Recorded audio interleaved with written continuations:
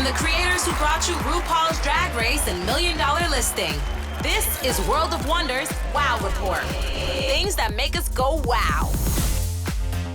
Hello, everyone, and welcome to this week's edition of the Wow Report. We're counting down the top 10 things of the week that made us go wow. I am Fenton Bailey, co-founder of World of Wonder, joined by Tom Campbell, and we have him, but briefly, I suspect, James St. James, on the verge of, let's hope not, a terminal illness. He's vomiting, he's pooping, he's got the chills. He looks fabulous, even though he feels like death warmed up. So we're going to just cut the crap and get James while we have him. And if he disappears, just send him your present thoughts. I love it. Thank you. He's got more than diarrhea of the mouth. Oh, great. Thank you for that. All right, Tom, let's start the countdown. Number 10. Number 10. A very, very close and dear friend of mine has returned to television. And that close and dear friend is Only Murderers in the Building Season 4. Yes, I consider this series like Hacks, like close friends. I'm going to talk about Loneliness Epidemic later, and maybe it's just a key that I have it. But it's back on Hulu. It is, of course, the show with Steve Martin and Selena Gomez and Martin Short. And while they are equally fantastic and their chemistry is incredible, I watched it with my sister who hasn't watched that much of it. And the moments that make you giggle and roll around on the floor do 9 times out of 10 belong to Martin Short. He's just a jewel. Oh, wind gust here. Hold on. Wind gust. For those of you listening and not watching, I am on the deck of our cottage in Santa Fe, New Hampshire, and it's a beautiful day, but it's gusty wind. So forgive me as I. Oh gosh, I just saw a viral clip of a trampoline flying through the air. So I hope it's not that windy where you are. Oh, you hope it is. That would make a great viral video to help the Wow Report. Yeah, we've lost James, so maybe you'll be next. One at a time. It's a Wow Report curse. When we last were last season was all about the Broadway musical, right? It was called Death Rattle Dazzle, and Meryl Streep was in it, and they had got it back on track. And just when they figured out who the murderer was, and it's told in the recap, but I won't spoil anything for anybody who's behind. Another murder happens. I don't think this is a spoiler alert at all. Jane Lynch, the actress who plays Zaz, who is Stephen Martin's old CBS character, his body double, which is hilarious that Jane Lynch would be, she is killed in his kitchen. And thus starts what we believe is the next. We don't know that she's, the body then is missing, all kinds of stuff. But it takes this wonderful detour because, they've done such a brilliant job of making fun of crime podcast. They made such a wonderful job of making fun of Broadway. Now they went for, I think for this episode only, we never know what's going to happen. They go to Hollywood because they're going to make a movie out of Only Murderers in the Building, the podcast. And they have a very pushy female executive played by the one, the only Molly Shannon. Rich upon rich. It's just it's like picking an apple and you bite it and it's made of gold. There's just so many fabulous treats. And she's pushy. She needs her life right. She'll do anything to get it. And so she introduces, they get there for a preliminary meeting, they think, and it's already been cast. They have a script, and guess who's cast? They have Eva Longoria as Selena Gomez, and the character said, "But why do they age you up so much?" She goes, "Well, we tested with the audiences, and the age difference was really upsetting and creeped people out. So they aged my character up." She goes, "But we're about the same age." They have fun with all of it. Eugene Levy plays the Steve Martin character, which is creaking into so many other things. It's so brilliantly meta at this point, right? It's like meta, 100% meta. But the best meta, and it's so funny. I can't remember names because they could. But Zach Galifianakis, whose name they never pronounce correctly, plays Martin Short. Galifianakis. Thank you, but they never say it right, so I feel good at doing it. Meryl Streep is back. I want to see the production sheet, the call sheet, how they shoot this so they can get all of these big name, very busy actors in, but people come and do it, and they're on an episode, they're off an episode.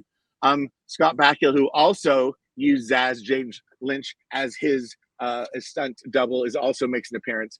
Again, you can watch it, you can get it. It's delicious. This is just your PSA, your friendly reminder that Only Murders in the Building Season 4 is back and truly better than ever. And you know how it's inevitable, but all these shows that have these sort of season arcs, they have to rebuild, they have to stop, and this one does it on the fly, very quickly, very entertaining episode. And I think just only better and more fun things lie ahead.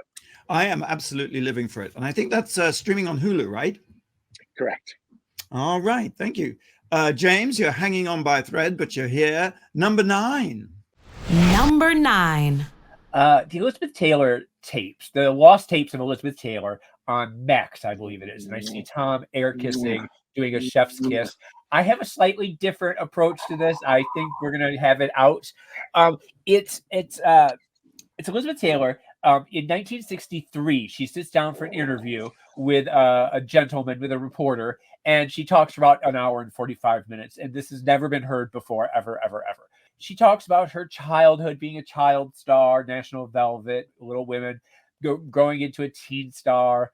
And then, of course, her superstar years of Cat on a Hot Tin Roof, Suddenly Last Summer, Cleopatra. It goes on and on and on and on. And then it also touches on, well, of course, her all her marriages, her 8 marriages, except for Larry Fortensky. They don't mention Larry, which is very odd. And then they also touch on her AIDS work and when she was basically the only person doing, God's work with, for AIDS, and what a wonderful woman she was. What happens in this documentary, though, is after a while we run out of original footage with the conversation, and they open it up to Richard Burton and Ronnie McDowell and Rock Hudson and Debbie Fisher, and so you get a wider view of everything. But it begins to feel, and I'm sorry, Tom, but it feels a little uncanny valley to me. It feels like somebody said to Chat GPT, make the perfect Elizabeth Taylor documentary and go 2.5 hours, go. Because it feels sort of soulless, a little bloodless. What did you think? Tell me. James, I agree with you and disagree with you. It's the best episode ever. I think that interview, which happened in 63, 64, and it was over a period of time, it felt they were drinking and smoking, and sometimes Roddy McDowell would be there, and sometimes he wouldn't. I loved all of that. Yes. Because it's a very open and not apologetic. Even in the 60s, a non-apologetic Elizabeth Taylor. At one point, they talk about heaven and hell and how the Vatican came out against her because of her love life, and she was like, I think hell's on earth, and it's our job to deal with it then, which to me sets up with her work later. I think, and I'm not blinded by this, but I do think she is the first ever gay saint. It's like Saint Elizabeth Taylor, like truly all of the body of her work, her scandal, her love life, the mistakes that she made, the families that she broke up. There's one point where she's like, but with Richard, I know I've caused them so much heartache, and his children and my children and his wife. She goes, but in 50 years when we're still together, they were not together in 50 years. So she's a very flawed person. But when they start to like make it her whole life story, there's a conversation with Dominic Dunn that they put in, which doesn't quite match. I understand why they did it. And they did entirely skip Larry Fortensky. Like, if you're going to add on everybody, give a couple of sentences to Larry Fortensky, for God's sake. I think we wanted to end with her, with Saint Elizabeth is where we wanted. Yes, but I feel like it kind of ended with her and Richard, and the end of that love, not even the end of it, but the beginning of that love story.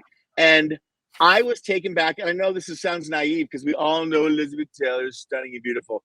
But when you were best friends with her, you had lunch with her many times. No. I'm just saying we all know she's beautiful, and it seems silly to say. When I watched that documentary and they show pictures of her screen tests for National Velvet and for Lassie, you are blown away by what an incredibly, they say at one point that the screen test, the makeup person went up and said, Mrs. Taylor, her mother, you need to take off the the mascara and the eyeliner. They're like, bitch, that's all my daughter. And her love for gay men without getting macabre about it is there. I do think it tries to do too much. If it had just been about sort of Elizabeth Taylor from birth. She also says, like, no one pushed me to show business. I wanted to do it. It was make believe. I loved playing. And she also talked, this I hadn't heard before either. It's like she went from being a little girl to playing like people's lovers and husbands and wives at the age of 15. She was like, making out with like actors, because she just went straight from child actress a love interest. And there's one thing, my friend Johnny was visiting, and he watched it with my sister Amy. And there's one point where again, you can sort of hear almost the ice clinking in the glass, and she's like, love goddess. Why does everyone think I'm a sex goddess? Anyway, James, I hijacked your story. I'm so sorry. That's fine. I accept all of your criticism because it is a little bit too long and a little AI-y, but there are parts of it that I thought were very precious. Did you make it through, James, the whole thing? I did, yeah.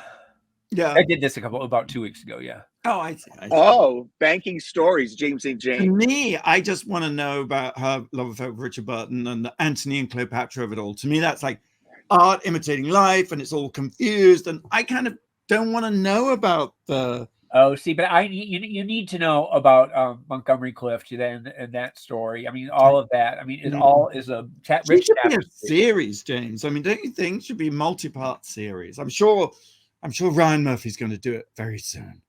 Benson, your Richard Burton, Elizabeth Taylor itch will be scratched by this documentary, so you need to watch it. Okay. All right. Thank you, James. Number 8. Boeing.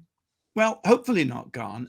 There's a story, like Boeing's been in a lot of sort of trouble lately in terms of, doors flying off, the planes and things, but they also have a space problem.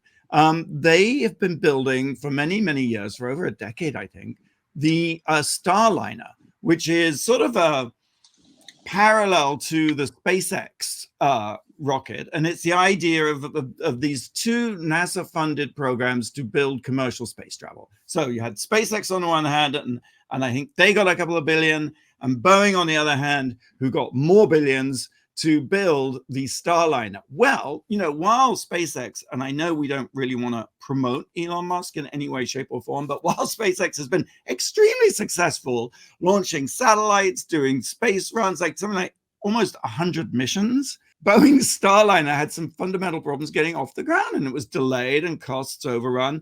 And eventually they got 2 astronauts up into space for what was supposed to be, an 8-day trip. And June Barry Butch Wilmore, I mean, I love the names, June Barry Butch Wilmore and Sunita Suni Williams are on board. Well, here's the problem, and you might know this already, but as it was docking, all the 5 thrusters sprung leaks and malfunctioned, and so they're stuck up in the International Space Station. And they are supposed to have come down months ago. Well, just this week, NASA announced that they can't basically figure out what is wrong with the Starliner. They're not that confident that they can fix it. So they're going to have to bring the Starliner back to Earth without them, just in case it all goes horribly wrong. And the 2 astronauts have to wait now until February to catch a ride home with SpaceX. I mean, to me, this is a shocking story because there are enormous potential risks of them remaining up there. And the uncertainty, I mean, it feels to me, and the only reason I'm talking about this is it feels to me so underplayed and not really mentioned that much. What do you think? The story popped up in the New York Times, and I knew they were up there. I wasn't keeping track. I lost, and then it just hit me, the totality of it and how scary it would be to be up there. And they even said, when they said they'd be up there for 8 days, it's experimental. No one really believed it would take 8 days. It'd probably be longer. They'd probably have to work some bugs out. But this is unfixable. And our eyes will be so glued on this, thank God, empty, no people on board spaceship as it goes back, because God forbid something happens. But it's just a reminder that we have this, growing up, old-fashioned NASA was our space program exclusively. And while it went so smoothly for so many times, there was Apollo 13, there was the space shuttle explosion, but it's high stakes. And, you want to think twice about, now just imagine the Wow Report stranded in space for no. I know we get along, but just barely. And from I think area. James would just be just get me out of here. That door outer space would have been open several times already. James would take the spacewalk of all spacewalks. Well, it's weird to me that they don't have a space shuttle anywhere else on Earth that can is capable of going to, like, doesn't Russia have a space? I mean, I know we're not like. Well, thank God there is some redundancy in the fact that NASA had the foresight to commission 2 rival companies to develop the same thing. I mean, now that looks spectacularly brilliant, because at least there is an alternative. I get it, like, completely, that it seems odd that, but then there's like little things like the SpaceX thing, the spacesuits aren't compatible. The Starliner spacesuits aren't compatible with the Tesla SpaceX suits. So they have to fly 2 spacesuits up to them before they can bring them back down. I mean, it's like, it's sort of mind-boggling. And Tom's right. Yeah, it is dangerous. Yeah. Has there been any mention of how the food? Is there just a lot of tang already at the space station, or are they getting? Is it those rolly go-karts we see in Los Angeles? Do they have jet propulsion? Can they go all the way and Grubhub? Yeah, there's no ordering out. It's probably like dehydrated biscuits and freeze-dried ice cream, things like that. And I really do wonder about their compatibility. I guess they're screened for that. And I'm not saying they're bad people, but can you imagine kind of pacing yourself for a month or whatever, and it's just months and months and months. And what if there is a personality like HR? How do you take care of that? I don't know. What about their loved ones back home? And just 8 months is a lot longer than 8 days. Yeah, they're not going to be home for Christmas and all that jazz. Well, I just wanted to, say something about that. Okay, let's take a break. Okay, double movie screening, 2 docs, 1 night in New York City at the Roxy, sponsored by Paper. We're going to have a little party afterwards. We're going to show Nelson Sullivan's World of Wonder, which was one of the first documentaries Randy and I made back the last century, and Party Monster, the original documentary, and bearing the lead, and assuming he recovers in time, James St. James will be there to take part in the Q&A with Paper's Mickey Boardman and Lilac. So I think that's going to be kind of a fun night. So that's Wednesday, September the 4th, right after Labor Day, 7 p.m. I would love to be there, but I hear that tickets are very hard to get. Oh, well, it's supposedly sold out. But don't let that stop you trying to get one at the roxycinema.com, I think is where you get tickets. Do you have a question for us, Blake? I do. What pop girly just had a series of movie screenings at the same theater that you're going to be screening your movies at? Aha! A teasing question. We'll have the answer right after the break. You're listening to World of Wonders Wow Report. Things that make us go wow. Welcome back to the Wow Report. I'm Fenton here with Tom and James intermittently, like in and out, and Blake. And Blake, you had a question. I did. You have a screening of Nelson Sullivan's World of Wonder and Party Monster, the documentary, at the Roxy, Wednesday, September 4th. What pop girly, who has had an amazing summer this summer, also had a series of screenings at the Roxy Theater this summer, including Party Monster? I think it starts with BR and ends with at. I think it's Brat. I think it's Charlie XCX. That's right. In fact, the reason we're doing this is because of Charlie XCX, because she picked Party Monster, the feature film, the movie with Seth Green and Macaulay Culkin, as one of her 5 Brat movies to screen at the Roxy. And on the back of that, which needless to say did really well, and everybody went, and she went too. And after that, it was like they came to us and said, "Why don't you show the original documentary?" I love it. Charlie XCX. It is her summer between the Kamala Harris, between this, and she's been around for so long, like 10 years. Talk about your overnight 10-year sensations. 12. So happy for her. Yeah. And her album's kicking ass. Yep. We are counting down the top 10 things that made us go wow. We've reached number 7. Number 7. All right, just a little download. I have been mostly in the Newport Sunapee area of New Hampshire, on vacation for the first 2 weeks, working remotely, coming back to LA soon, looking forward to seeing you guys in person and my cats.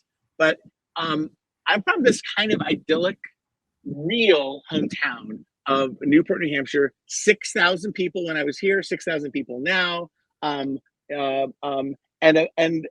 very small but very important 50th anniversary happened this last weekend, and it was the 50th anniversary of the apple pie crafts fair. And Newport's an old mill town. We're on the Sugar River, big hills. We're in the valley. We have a beautiful town common, a beautiful main street, churches that, spires everywhere.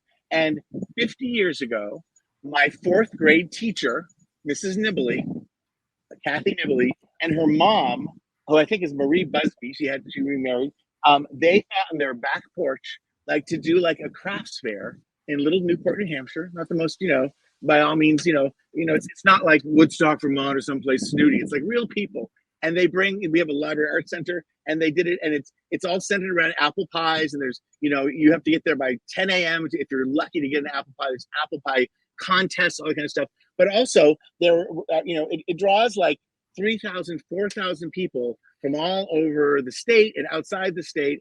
And it's just this gorgeous, beautiful thing that 50 years ago was come up with the back porch. And I got to see Mrs. Nibley. I said, Mrs. Nibley, it's Tom Campbell. For some reason, people don't recognize Tom Campbell with a huge white beard looking like Santa Claus.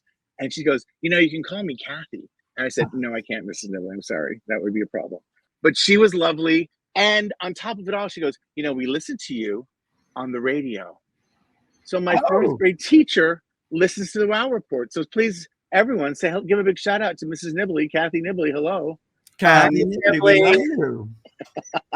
It was amazing. And you just, again, it's a very insular story, but you run into, if you're familiar with the play Our Town, do you know that by Thornton Wilder? It's just this really beautiful play about small town in New Hampshire, Grover Corners. And I saw Mrs. McCrillis, who's my friend David, I went to school with, mother, who was looking very strong, using those kind of walker sticks, that they go right, and she was there. And I'm like, Mrs. McCrillis is Tom Campbell. She goes, well, I'm glad you introduced yourself because I wouldn't have recognized you. But I saw a classmate, Terry Spanis. I always want to say their maiden names on one of those. And it's this remarkable little thing in this little town where so much has changed, and yet this retains. I'll just say that, we're in a Amazon economy now, right? Where no one's going to any stores because the Amazon. Right. Well, in 1974, just the very end, our main street, our population 6,000, you bought everything you needed on Main Street. There was a TV specialist. There was a hardware store. There was a shoe store. There was a Blair's Clothing for Men. Little tiny stores, but you bought everything there before the Mall of New Hampshire came an hour away and sucked away all of that business. So small towns haven't had it easy. It's and I just applaud everybody in Newport who keeps creating such a beautiful community. And then just to top it off, and I won't stay long on this, my brother and I are listening to Sirius XM, and it's Casey Kasem's Top 40 the same weekend as the Apple Pie Crafts Fair. And it's the countdown from this week, 50 years ago today, which is 1974, which is when the Apple Pie Fair. So the first Apple Pie Fair, which I'm sure I'm at, the number one song was Having My Baby by Paul Anka. But there was Roberta Flack, I Feel Like Making Love. I Shot the Sheriff by Eric Clapton. I'm Leaving It All Up to You by Donnie and Marie. And on and on. Please Come to Boston by Dave Loggins. And Billy Preston, Nothing from Nothing. And Elton John's Don't Let the Sun Go Down on Me. Oh. It's just, I guess 50 years ago when you're 61, really blows your mind in terms of your memory of music that always shaped you. Oh, yeah. And one other shout out. I was in New York. I was staying at the Standard at the High Line, and seeing lots of plays, which I told you about last week. And I was going to say this, but I did a haircut, blah, blah, blah. And I went to Fellow Barber, which is a chain. I go in LA, and I just walked in, and there was this lovely woman named Molly cutting my hair. And she goes, "You look familiar." I'm like, you sound familiar. I'm like, Molly, trust me, we've never met. And she's like, "Are you on the WOW Report?" Well, Mrs. Nibley and Molly, thank you. That's 2 people. I hope they weren't busy this week. I hope they're listening. All right. Well, so thank you for letting me go on about my hometown. But it was really touching, and just 50 years of anything, but wow, what an accomplishment, uninterrupted. I love it. Congratulations, Blake. Number 6. Number 6. I took a little road trip this past weekend. Have you guys ever really explored Arizona? Not No, really. I've been to Paradise Valley, which is like one of the neighborhoods of I like. drove through there. Yeah. Isn't that like Sedona? And Yes. Oh, it's Sedona in Arizona. Yes, yes, I've been there too. yeah. Yeah. So I started here in LA, and it took me Mm. forever to get to the Grand Canyon. It took me 8 hours because I left right in the middle of everything. But I spent the night in my car in Grand Canyon, woke up and looked out and saw the Grand Canyon. It was amazing. I took my new e-bike and rode along the Grand Canyon. Wow. And it's so, have you ever seen the Grand Canyon, either of you? My brother just brought my nephew, and I've seen pictures, but I've never been there in person. I have. And the funny thing about the Grand Canyon is it's so massive that actually you can't really take a good photograph of it. And that Exactly. every photograph feels underwhelming in comparison to it, right? Exactly. And I kept looking all along because it's like an 8-mile ride along on the bike trail that's called Hermit Road or something. And you stop along all these little spots to look over. And every spot I stopped to look over and tried to see the Colorado River at the bottom, which created, the Grand Canyon. And there's only like one spot where I could barely see it. It's just crazy that this river that created it billions and billions of years ago, you can't even see it now because it's so deep.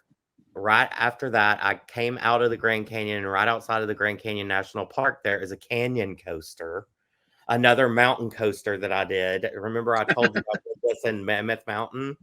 Yep. It was so fun. You go up, like a ski lift thing, and then you come down, you control the brakes. Left there, drove through Paradise Valley. I drove through the cutest little mountain town called Jerome. It's up on a mountain, and it's so picturesque. It's amazing. Then I went down to Phoenix and floated the Salt River, and this was my favorite thing of the trip. It was like 4 or 5 miles. You rent an inner tube. This company takes you up the river. You get in the river. You float down it. But the cool thing about this river is there's wild horses along the river. So there were like wild horses in the river eating this. And as you floated down, there's these long grass underneath the water that like brushes your back, and it's kind of like weird feeling, but that's what the horses are eating. And it's really cool. It was amazing. I would definitely do the Salt River. Wow. Is it cold? Is the water cold? I was afraid it would be because, it's like mountain, and every body of water in California, in my opinion, is freezing fucking cold. Like, I'm used to bath water in like the panhandle of Florida and in the lakes in Arkansas. This river was a little chilly, but it didn't take long to get used to. Not like the Pacific. Well, thanks to global warming, there'll be no cold water anywhere soon, Blake. You should be very happy. Yay. But I would definitely recommend it. And were you alone? I was alone the entire time. It was amazing. I got to make all my own decisions, sleep where I wanted, eat where I wanted. I love it. All right. And no one came up to you and said they'd seen you on the Wow Report? Nobody. Well, that's great. One day, I'm so jealous of you, Blake, that you can still walk around and be anonymous. I'm, constantly being talked to by my 4th grade teacher, by my hairstylist. It's hard for me to even leave the house. Yeah, but you bring it up to them first, don't you? I a picture, I hold it by my face, I play a few episodes, Yeah. Number 5. Very exciting news this week. Owning Manhattan season 2 was announced by Netflix. Incredible! And Ryan Mahan made a dazzling promo for it. It's just really clever. You got to go see it. But I wanted to sort of talk about another real estate development called Akon City. So Akon, the multi-million album selling artist, he announced that he was going to build a $6 billion metropolis 4 years ago in, in Senegal, right? Yeah. Like a few miles from the capital. And it was going to have skyscrapers and police stations and universities. Oh, and the whole thing was, it was going to run on his own Bitcoin, which was called Akon, of course, I guess.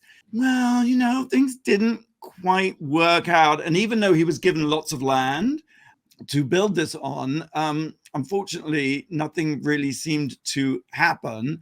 And so now they're about to take the land back. They're saying, if you don't build this city, this billion-dollar city, we're going to take the land back. But it's sort of envisioned as it was going to be like a real-life Wakanda, I guess, run on solar power, you know, with a Bitcoin economy,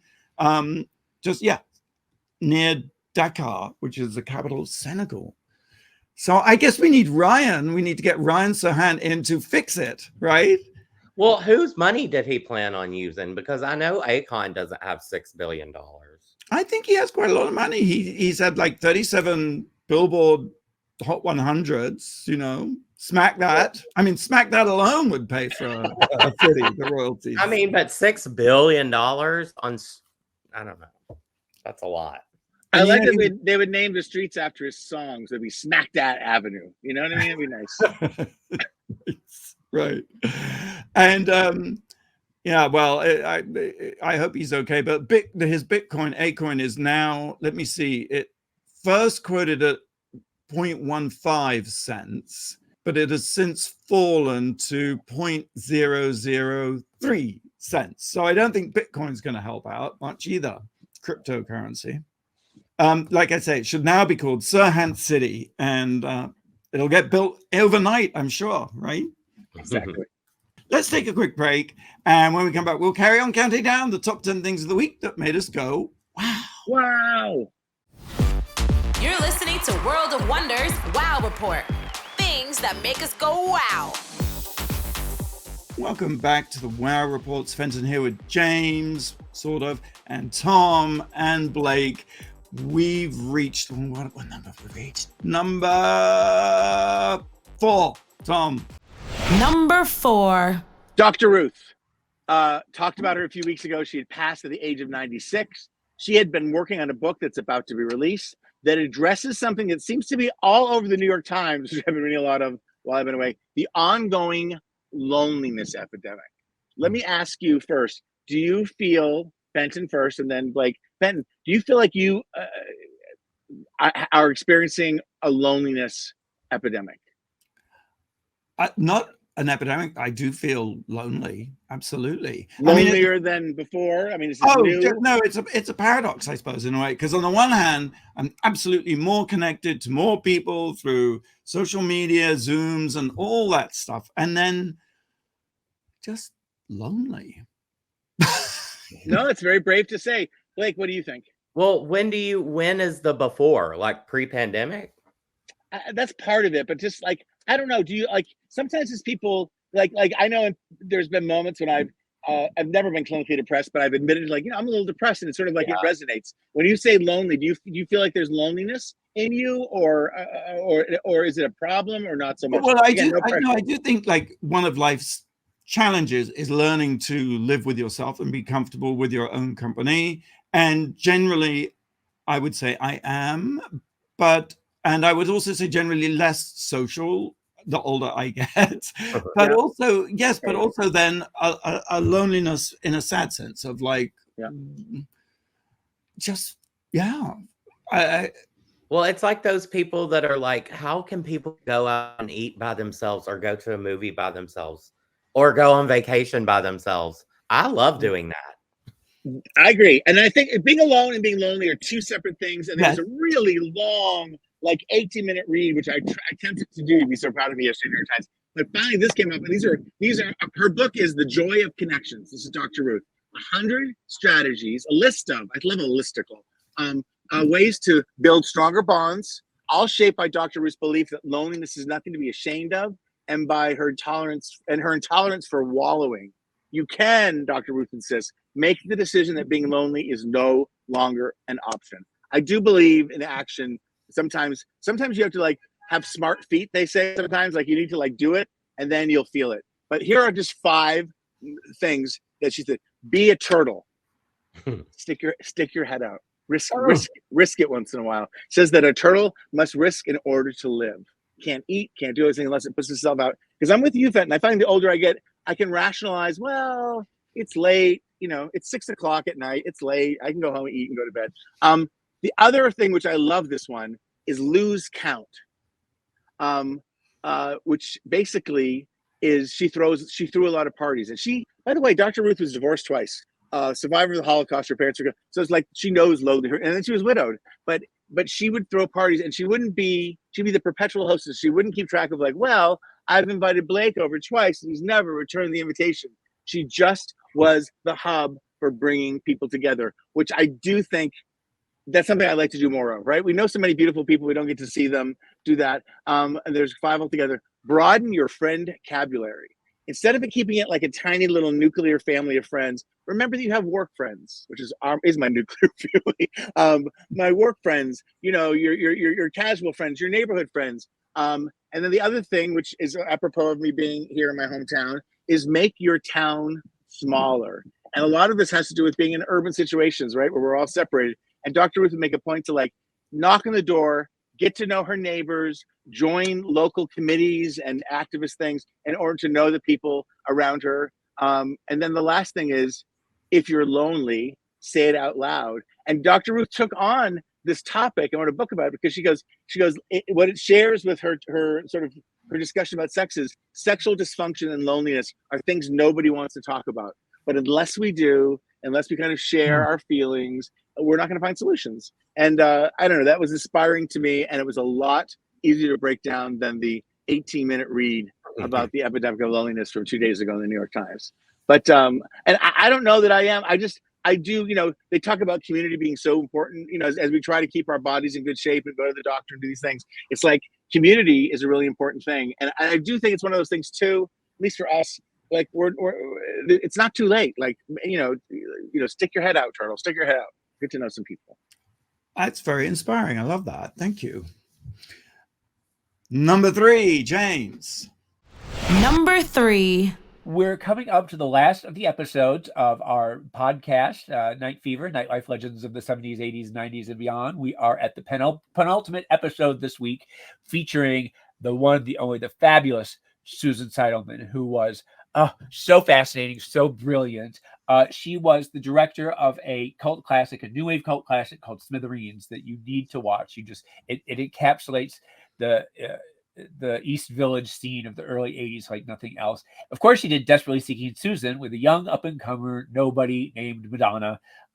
And she managed to coax out of her one of the most brilliant performances of the 80s, just absolutely fantastic.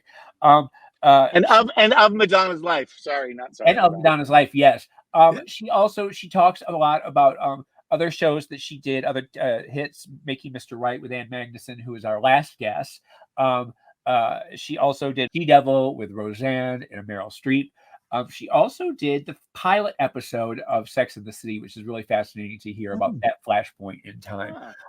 Anyway, she's absolutely fascinating. I ended up just loving her, and I think if you get a chance to watch the whole series from season 1 to season 4, but you can start with this one and to sort of get your feet wet.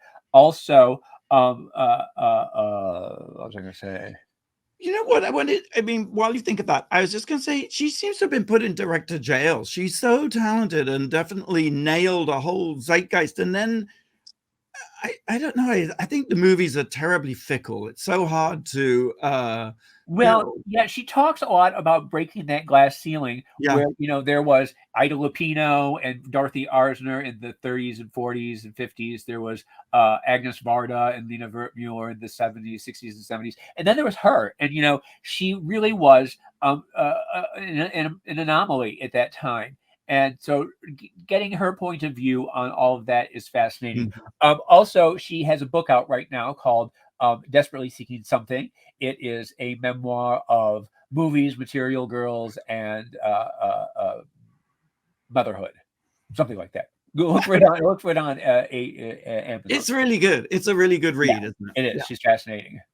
But Fenton, I agree with you. It's like if you're a man in Hollywood, you can make mistake after mistake, or and you get another chance. And with women, it's like you have to be exceptional. It's like Alan Carr had to be an exceptional gay to get ahead. And the thing about glass ceilings, and maybe this isn't profound, but it just struck me a while ago. It's like glass ceilings. You think they're broken. We're forever free. It's like glass ceilings can be repaired and reinstalled, and they have been several times. It's for like women. the ice on the lake. It breaks and then it reforms. Number 2. All right, so number 2, just very quickly, this week saw an item in the news out of the office. In Australia, outside office hours, you no longer are required to respond to calls or emails or texts from work. And Tom has just left the building. I mean, I guess it's an obvious thing, but apparently there are laws similar to this in about 20 countries, Europe, Latin America, with similar rules. You're not banned from responding. You can reach out, but it's perfectly okay if someone doesn't respond.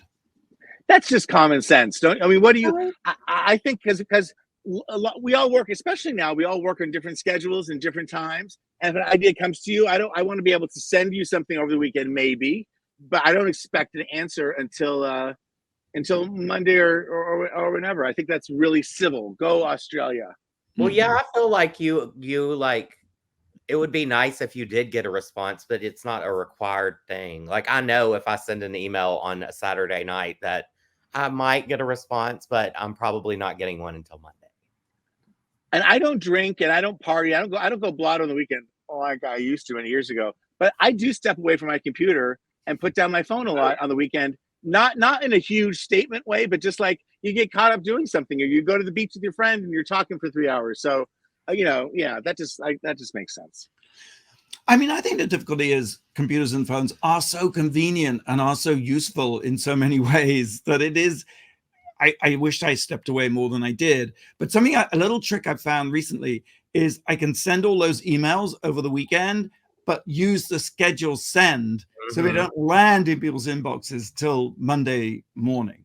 So Monday morning at 9 is just like boom, boom, boom, boom, boom, boom, Right. ding, ding, ding, ding, ding, ding, ding, ding, ding, ding, ding, ding. It's like you won the jackpot. I don't mind getting emails from you guys on the weekends, as long as it's not, I need this on my desk by tomorrow at 6 or something. Right. As long as it's not a shouty email all in caps, right? Right. Yeah. Oh, sorry about that last one then. Sorry. Don't just delete that last one. Don't let it happen again. Or I'm going to HR. We'll take one more break, and when we come back, reveal the number one thing this week that made us go, wow. You're listening to World of Wonders Wow Report. Things that make us go wow. Hey, welcome back to the Wow Report. Fenton here. James, unfortunately, has taken to his sick bed. We wish him well. But Tom is here and Blake is here, and we've been counting down the top 10 things of the week that made us go wow. And of course, we've reached number 1. Number 1. I feel like we have experienced this week the Titanic of memes, like a meme that has been taken in by everyone, and it's the Demure girl. I'm very demure. It's very mindful, and everybody, big stars, little stars, everybody has taken this on board. Ruth, who was hosting Jimmy Kimmel last week, did an amazing job. There's lots of clips online if you haven't seen it. Actually had her on. It was very good timing, amazing timing, and it's fun. It's something for us all to get.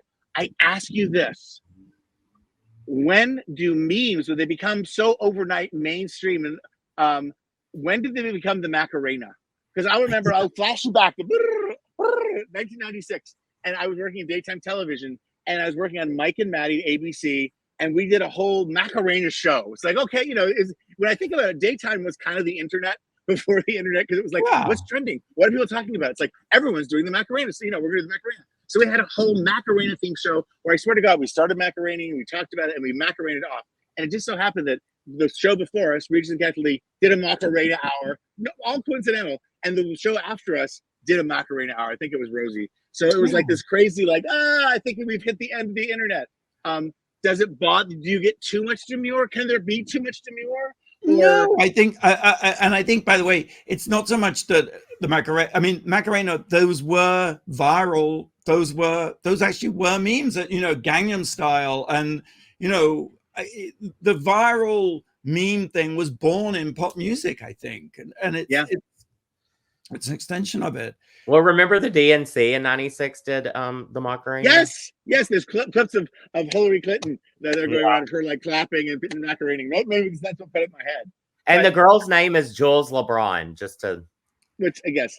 And Jools, what I've read, if you can believe it, she has made enough money off of this viral sensation. I don't know how one makes money, but they do off of views and stuff, I guess, that she is able to complete her transition surgery. Yes, although I also saw an item where she was very sad because someone else had copyrighted very demure, very mindful, and she was very upset about that. I mean, understandably, I guess. Because she still has the money from all the viral, right? But the T-shirts, the beer koozies, where's that money going? Anyway, I hope James feels better. I hope he's, I think he was very demure and very mindful not to be on the air and to be sick right in front of us. So thank you, James, for that, and thank you for appearing. Appreciate that. Yes. And I hope the Hawk Tua girl is okay now that there's a new. Do you know Hawk Tua, Fenton? I do. Oh, you do. I don't want to have to explain it, so I hope you know it. But it's connected to blowjobs, isn't it? It is. It's everything. Thank you. And on that note, thank you for listening. Hopefully, see some of you next Wednesday at the Roxy Cinema. Same time, same place next week. Until then, go out and do something that makes the world go. Wow.